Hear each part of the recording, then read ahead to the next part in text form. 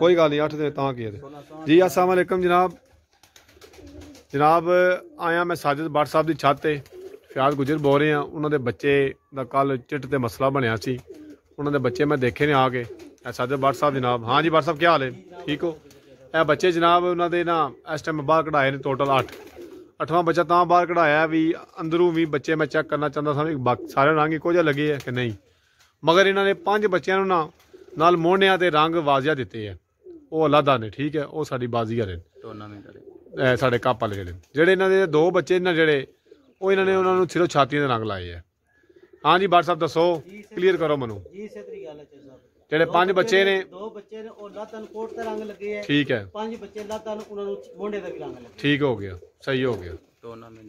ते जेडे तुहाडा कल कापी ते मसला बनया है ਉਹਦੀ ਕੀ ਵਜ੍ਹਾ ਬਣੀ ਹੈ? ਉਹਦੀ ਉਸ ਚ ਨੀ ਜ਼ਹਿਨ ਚ ਰਹੀ। ਠੀਕ ਹੈ ਠੀਕ ਹੈ ਠੀਕ ਹੈ।